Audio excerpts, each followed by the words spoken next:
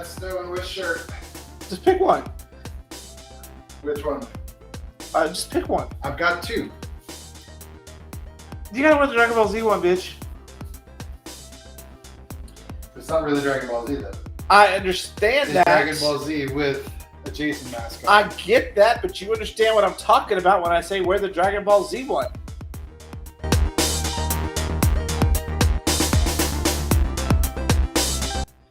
Welcome to this episode of So I Married a Geek on our anniversary week, our 7th anniversary of actually meeting each other. This is Phil, and I'm Gavin, and this is Dog. We just call her Dog. I'm sure she has an actual name somewhere, but I just call her Dog. That's what she Her responds name to. is Queenie. And we spent some time this week talking about life with Dog, but today we're going to talk about parenting. Because when Phil got with me, he got Insta-Kid. And our kid's a jackass right now. He's a jackass. I don't even lie. He's about to be 16. I'm too young to have a 16-year-old. But I have this thing called dad mode that kicks in when kids are around. And like Phil says, it makes his uterus tick. Yes. Explain it. When I see him hold a baby, immediately my biological clock starts stomping its foot. Like, when are you going to have a baby with him? Like, what And is try it? as we might, I just cannot get pregnant. What is it about dad mode? I don't know. It's just so... It's watching you be nurturing and sweet, and the fact that you can talk to kids in a way like... Because of a job that I had in the past, which I'm not going to talk about, I learned how to talk to kids in a different way. He talks to kids in their language, and he talks to babies in their language. Like, he can hold a baby, he can hear a baby cry, and he can tell you why the baby's crying. The only other person I ever saw be able to do that was my mom. My mom, we could be in a restaurant, and she could hear a baby cry, and someone would be like, I don't know what's going on. And my mother would turn to that person and be like, she's wet, or she'd be like, that baby's hungry, or that baby's tired. And my mother was always right. And then I met him, and he could do the same thing when babies cry. Yeah. He speaks kid and he speaks baby in a way that I never could. That I think is fascinating. It just comes from, I was a stay-at-home dad with Brett. I've dealt with kids my whole life. Not the way you did. I was the more entertaining part of life. I learned a lot of things, and it's not hard to just switch on dad mode. And like, there's times where it's really appropriate, like when we had to tell the kids when Mona died, and Vincent needed that. And there are times where it's just fun, like when we go to Walmart in the middle of the night and throw shit at each other. Or you got to just get them out of a mode. Doesn't always work with some of the kids around these days. But usually it just kind of kicks in when it needs to kick in. I can't even control it. It just happens. And I don't really realize it's happening. Just like if I slip into my southern accent, I don't realize it's happening. And this motherfucker just lets it happen. And so he gets on these kicks where he's like, oh, we need a baby. I was like, nope, been there, done that. Babies are not fun, y'all. Everyone loves a baby because he gets to go home at the end of the night. Not with you. Goes home with the parents at the end of the night. But that's what you're there for. You can take care of it. And here's our big problem. Phil is so spoiled. He's like, well, I helped raise Vincent. Well, Mona had to do a lot of the heavy lifting already. I was the only parent Brett had for the majority of years. It was everything. Getting up in the middle of the night, constant changing, feeding, taking care of 24/7. You're on a completely different schedule. It's not fun. You can still go to sleep. You do all that. I just get to hold him and tell him how cute he is. No. See, and that's the other part. He just wants the glorious side of things. I'm like, no, it's a lot of work. It's a lot of bonding through that work, and it's worth it, but it's a lot of work. And y'all, I'm old. We're old. We're getting old. We don't need to be doing that anymore. And there's so many kids out there that could use a home. That I'd rather just, jump into a kid that's potty trained. Because we potty trained Brett, and then he was doing perfectly fine. Then he watched an Animal Planet show where a snake came out of a toilet, and that was the end of that. That was completely the end of that. Like, they're all different. I get it. But one, we can't have a baby. Like, no, we can't. We have to find someone to do that for us.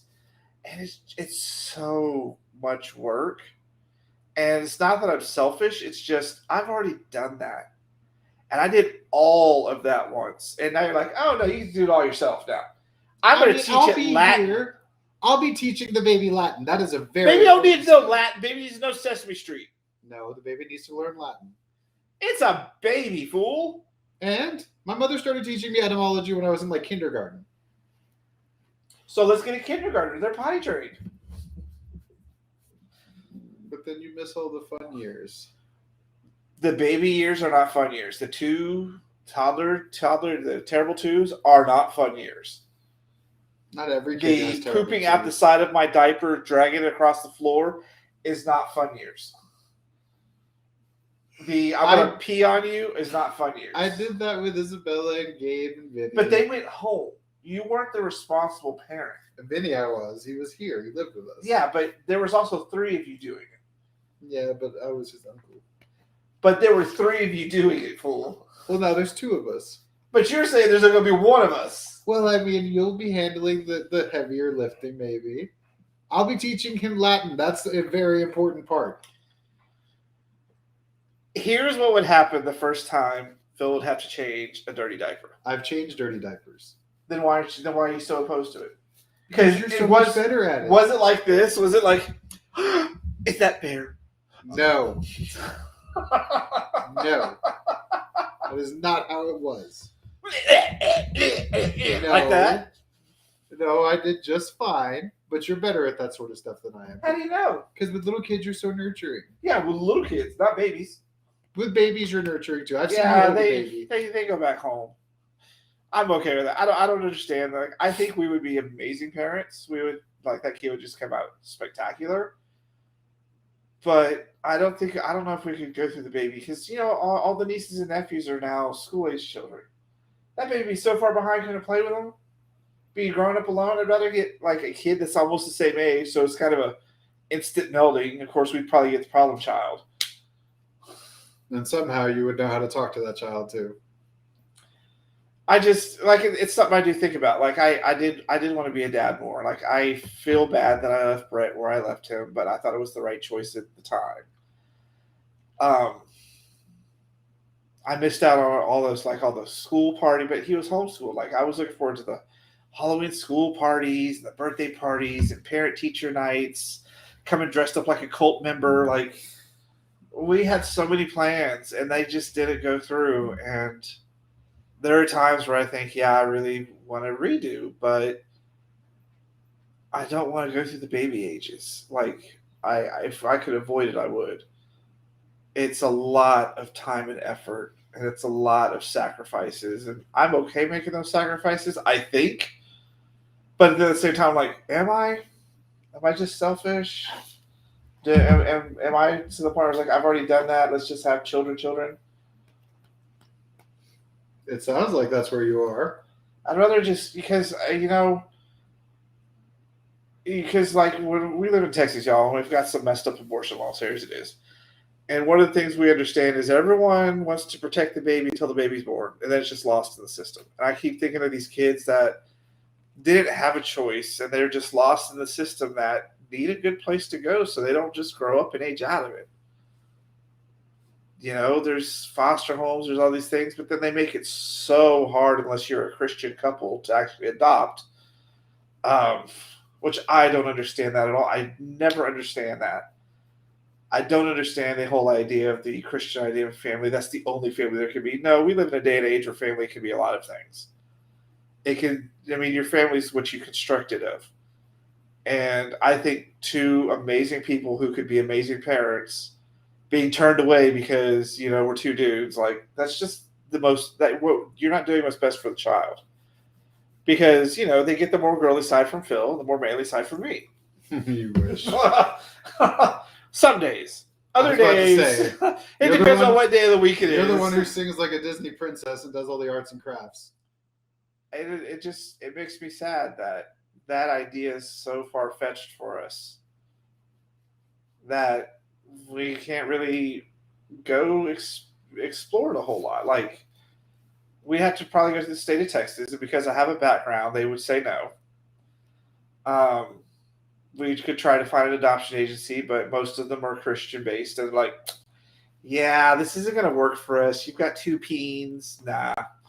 Um, Yeah. and it doesn't make any sense to me. Like it makes no sense. If these kids need families, why would you put so many bars up in the way? Let me just say this to everybody watching too.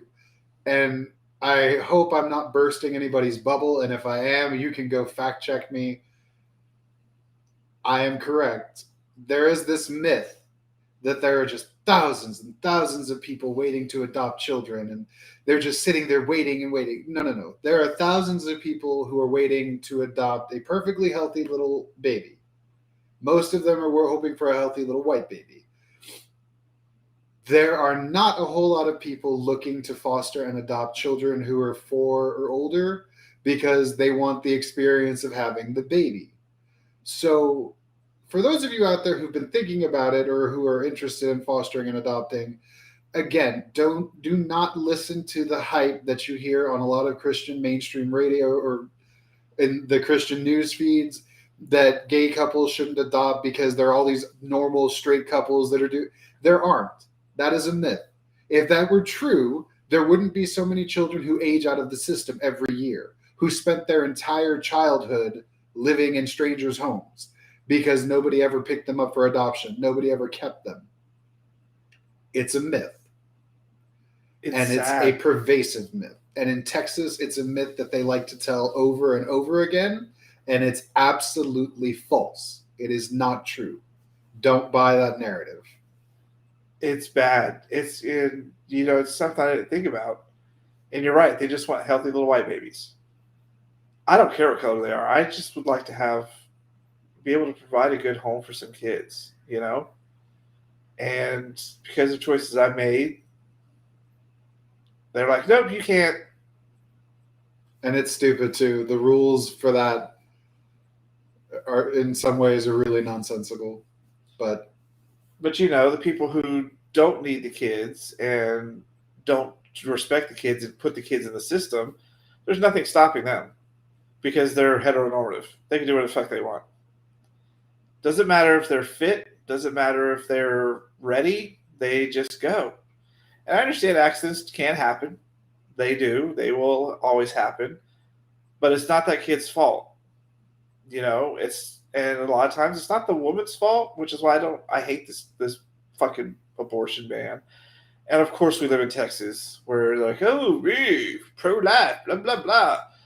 pro life until the child's born. Until the child's born. It's somebody else's problem. And that's just dumb because then they don't want to then they don't want to create the system of support for after that because, especially if it's going to be a single mom who's forced to raise a kid that maybe she was raped and has to deal with that like that every day. I mean, it's not the kid's fault, and I'm sure she will get over it maybe at some point in time, but that's hard. Give them up for adoption. Well, you know what? If it's not a little white baby, it's a colored baby. No one really wants it. It's just in the system, and it just makes me so sad that there's so many people out there who could do this but are barred from it because Christian viewpoints are pervasive.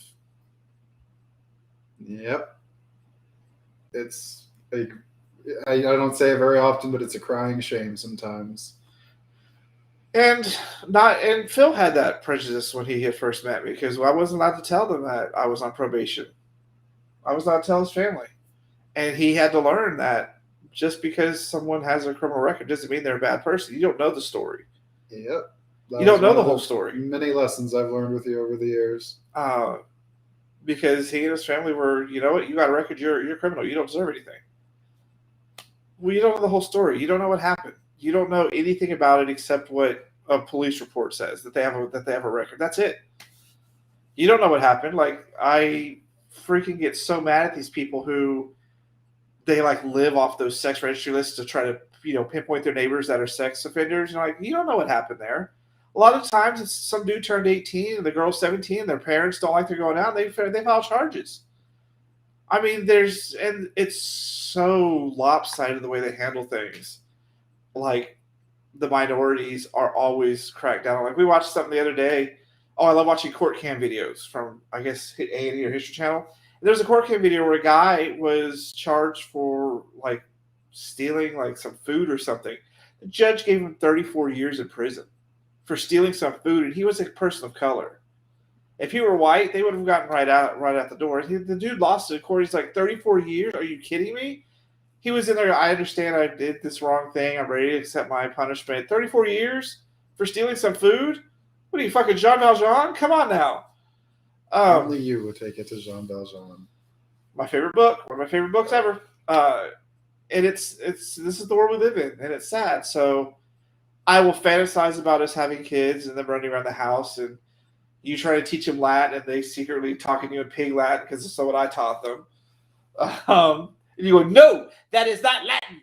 And, having dinners at the table and having holidays and birthday parties with people and stuff. And it's just,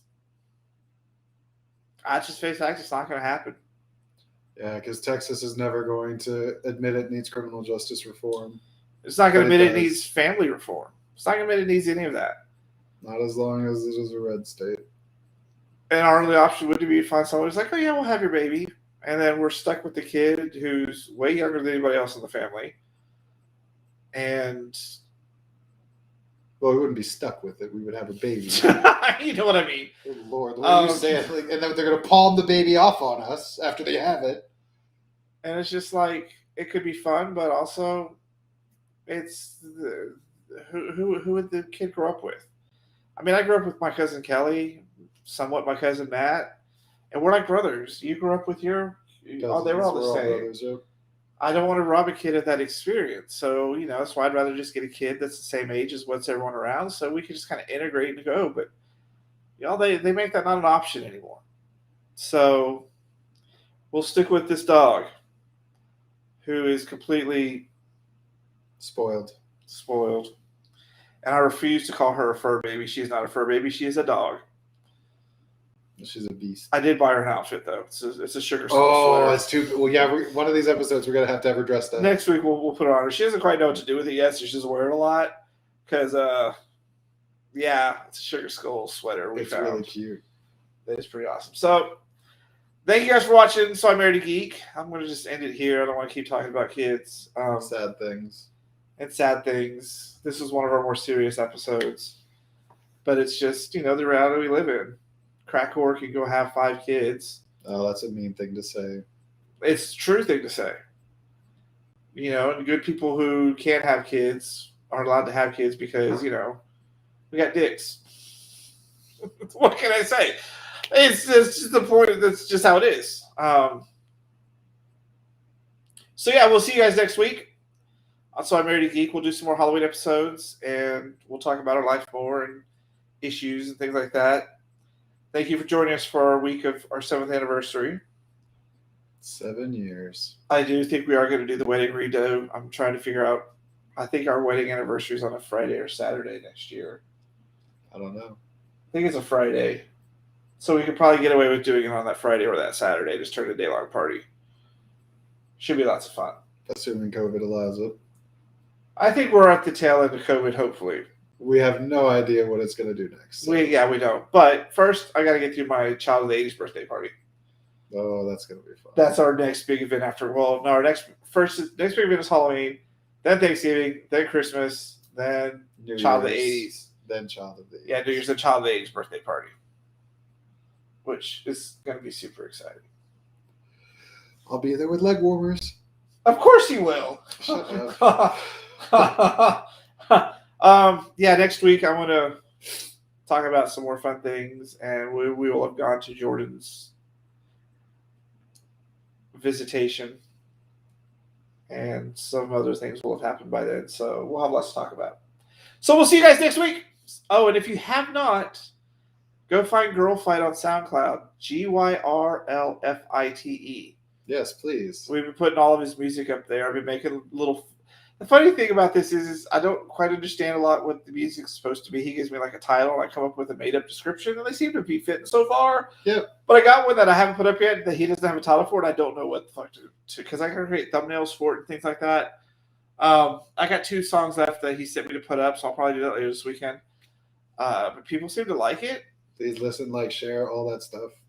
And he's so excited about his Instagram followers. I got like 112. Like, that's more than I have, so I can't complain. I should be doing some more cross tagging and things like that. I don't have time, y'all. I'm trying to do too many things at once. So say bye, dog. She's fucking asleep on my knee. She ain't moving. All right, we'll see you guys next week. Thanks for watching. Like, comment, share. Send us your questions if you want to ask us questions or if you want us to talk about something on the show. Let us know. Nothing's really off the table. Unless Phil tells me there's two things that are off the table. Yes, there are things that will be off the table. You're not funny.